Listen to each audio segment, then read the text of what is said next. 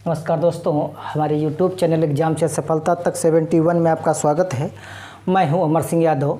देखिए, जो लूसेंट का आपका 10 प्रश्न अगर ये बना लेते हैं तो हम समझ जाएंगे कि आपकी नवोदय की तैयारी अच्छी चल रही है। तो प्रश्न ये कहता है पहला कि अंक 1, 0, 5, 7 का प्रयोग करके 4 अंकों की बड़ी से बड़ी संख्या बनाइए। तो कौन से भाई अंक आपके हैं? एक अंक है आपका 1, दूसरा है आपका 0, दूसरा है आपका 5, कितना है 5, और तीसरा आपका है 7।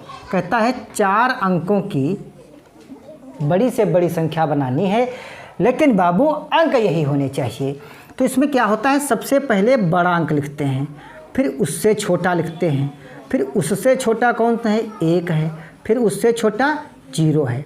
अब ये संख्या आपकी 4 अंकों की बड़ी से बड़ी संख्या बनी। अब जब छोटी से छोटी आपसे संख्या कहे तो इसमें जो 0 को छोड़ करके जो भी अंक है आप उसको लिख दीजिए, फिर 0 लगा दीजिए, फिर उससे बड़ा अंक लिखिए, फिर उससे बड़ा अंक लिखिए। तो ये 4 अंकों की छोटी बन गई, ये 4 अंकों की बड़ी बन गई। तो आपका ऑप्शन नंबर इसमें जो है वो कौन सा सही होगा? ऑप्शन नंबर 4 बिल्कुल सही आंसर होगा। प्रश्न नंबर 2 देखिए, कहता है एक वस्तु को 450 में बेचने पर रियान को 10% की हानि हुई। 12% लाभ अर्जित करने के लिए उस वस्तु को किस मूल्य पर बेचना चाहिए? अगर रियान 450 में उस वस्तु को बेचता है तो उसे हानि हो जाती है। कितने की हानि हो जाती है? 10% की हानि हो जाती है। तो 100% का अगर हम वैल्यू मालूम करें, इसकी वैल्यू, तो 100 ऊपर लिखेंगे और 10 में घटा के 100 में घटा के 10 नीचे लिखेंगे। अब हुआ इसका क्रय मूल्य। अब कहता है 12% का लाभ चाहिए, तो क्या करेंगे बाबू? 12 100 में जोड़ देंगे तो 112 हुआ और प्रतिशत के लिए नीचे 100 लगा देंगे। अब इस कैलकुलेशन को हल कर दीजिए, आपका आंसर आ जाएगा। 100 से 100 कैंसिल, 0 से 0 कैंसिल, 5 9 45, तो 5 दूनी 10, 5 कन्ना 5, 1 6 और 5 कन्ना 5, तो 560 में अगर उस वस्तु को बेचा जाता है तो वह वस्तु जानते हो 12% लाभ पर बिकेगी। तो ऑप्शन नंबर आपका इसमें तीसरा बिल्कुल सही होगा। अगला प्रश्न कहता है आपका कि 10 1 को 17 से गुणा करने पर गुणनफल क्या आएगा? तो 10 1 को अगर हम 17 से गुणा करते हैं तो गुणनफल कितना आएगा? तो 17 के 17 लिख देंगे क्योंकि 0 है, फिर 17 के बाद 17 गुणा करेंगे फिर हो जाएगा, फिर 17 करेंगे, 17 कम 17। अब ऑप्शन में ढूंढ लीजिए, अगर 3 बार 17 है तो वही आपका ऑप्शन होगा। तो ऑप्शन नंबर 1 बिल्कुल सही आंसर होगा। प्रश्न नंबर 4 देखिए, प्रश्न नंबर 4 कहता है कि 10 170 तथा 83 59 का अंतर, 10 170 और 83 और 59 का अंतर यानी घटाना है। ये प्रश्न आप अपने हाथ हल करेंगे, इसको नहीं बताएंगे। अगला प्रश्न देखिए। अगला प्रश्न देखिए, कहता है कि 1.25 के तुल्य भिन्न है। अब ये दशमलव भिन्न है, 1.25 के तुल्य भिन्न बता रहा है। दशमलव भिन्न है, आपको साधारण भिन्न में बदलना है। तो पॉइंट हटाएंगे, 2 0 बढ़ाएंगे, 25 से काटिए, 25 चक्कू 100, 25 पंचे 125, 5/4 हुआ, तो 4 कन्ना 4 1 बचा, यानी 4 सही 1/4 होगा। तो ऑप्शन नंबर इसमें आपका कौन सा सही होगा? देख लीजिए, ऑप्शन नंबर इसमें कौन सही होगा? ऑप्शन नंबर 1 बिल्कुल सही आंसर होगा। अगला प्रश्न देखिए, कहता है 0.075 को प्रतिशत में बदलिए। तो 0.075 को प्रतिशत में बदलना है। सबसे पहले क्या करना है? पॉइंट हटा देना है। तो 3 स्थान बाद पॉइंट था, 3 0 रखा। अब क्या करना है? प्रतिशत के लिए 100 से गुणा कर दीजिए। देखिए, 2 0 से 2 0 कैंसिल। अब ये 7 5 बचा, नीचे क्या बचा? 1 स्थान बाद पॉइंट लगा देंगे क्योंकि 1 0 बचा था। तो ऑप्शन नंबर इसका नंबर 2 सही होगा। अगला देखिए दोस्तों, ये सरलीकरण का प्रश्न है। इसको कैसे हल करते हैं? सबसे पहले क्या करते हैं, इसको हम छोटे ब्रैकेट से हल करते हैं।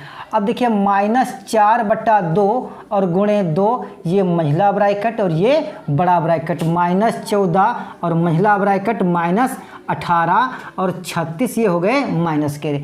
अब 2 दूनी 4 या 2 से 2 कैंसिल हुआ। अब बताओ ये मंझला ब्रैकेट बना। अब ये 15 से अगर 15 से 4 जाएंगे तो कितना बचेगा? यहाँ पर 11 बचेगा। कितना बचेगा? 11 बचेगा। अब यहाँ पर 18 और माइनस 36। अब 11 से 14 से 11 गए, कितना बचा? 3 बचा।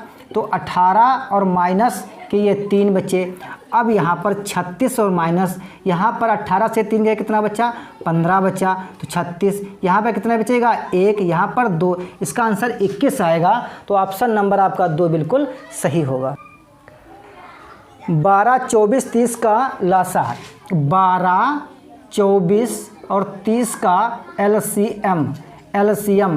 तो 12 और 24 और 30 इनके फैक्टर करिए। 2 छंग 12 और 15 और 2 तियाँ 6 और 15। फिर 2 से काटेंगे 3 और 15। 3 से काटिए 1 और 5 से काटिए। अब देखिए 2 दूनी 4, 4 दूनी 8, 8 पंचे 40 और गुणे 3 चक्कू 12, 120। तो ऑप्शन नंबर इसका कौन सही होगा भैया? ऑप्शन नंबर इसका कौन सही होगा? 4। अगला प्रश्न देखिए, कहता है एक रेलगाड़ी 160 मीटर और 90 मीटर की लंबाई वाली 2 क्रमशः 40 किलोमीटर और 50 किलोमीटर की एक समान दिशा में चल रही हैं, एक दूसरे को कितने समय में पार कर लेंगी? ध्यान से देखिए, ये रेलगाड़ी है आपकी और एक रेलगाड़ी ये है। ये दोनों एक ही तरफ चल रही हैं। एक की लंबाई है 160। एक की लंबाई कितनी है? 160 और दूसरे की लंबाई है 90 मीटर। ठीक है, ध्यान से देखिए मीटर। इसकी चाल है 40 किलोमीटर प्रति घंटा और इसकी चाल है 50 किलोमीटर प्रति घंटा। ठीक है, अब देखिए जब एक ही तरफ चलेंगे तो क्या होगा? चाल इनकी हो जाएगी माइनस। अब एक स्पीड कितनी बची? 10 किलोमीटर प्रति घंटा। अब ये है सिस्टम मीटर का और ये भी मीटर का है। जब रेलगाड़ी एक दूसरे को इस तरह से जब होगी तभी पार कर पाएंगी, वरना नहीं पार कर पाएंगी। तो होता क्या है, इनकी चाल आपस में क्या करते हैं? जोड़ लेते हैं। तो इनकी जो कुल दूरी बनी वो 250 मीटर बनी। अब ये चाल जो है क्या करेंगे? मीटर प्रति सेकंड में करेंगे। तो 50/18 मीटर प्रति सेकंड में चाल हो गई। अब आपके पास निकालना आपको है समय, आपके पास है दूरी और आपके पास है चाल। ठीक है, तो समय बराबर होता है दूरी बटे चाल। तो भैया 250/50। अच्छा, बटे की संख्या क्या होती है? ऊपर गुणा कर देती है। ठीक है, तो 50, 0 से 0 कैंसिल, 25, 18 पंचे 90। तो 90 सेकंड में ये पार कर जाएंगे। ऑप्शन नंबर 4 बिल्कुल सही आंसर है। अगला प्रश्न देखिए, कहता है 5 क्रमागत संख्याओं का योगफल 240 है। इनमें से पहली और अंतिम संख्या का योग बताइए। तो पहली संख्या मान लेते हैं x, दूसरी हो जाएगी x+1 और तीसरी x+2 और x+3 और x+4।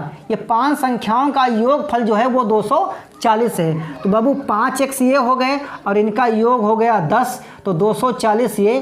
तो 5x ये और उधर ये 10 जाएंगे, कितना बचेगा? 230 बचेगा। तो 5 चक्कू 20 और 5 छक्का 30। तो पहली जो संख्या आई आपकी वो 46 आई और चौथी संख्या आपकी x में जो है 4 जोड़ देंगे तो क्या हो जाएगा? 50। तो भैया इनका जो योग होगा वो 96 होगा। ऑप्शन नंबर 4 बिल्कुल सही है। दोस्तों, ये 10 प्रश्न आपको हमने बताने का प्रयास किया। अगर हाँ वीडियो रोक करके अगर 10 प्रश्न बना लेते हैं तो हम समझेंगे आपकी परीक्षा आधी कंप्लीट हो चुकी। वीडियो देखने के लिए धन्यवाद।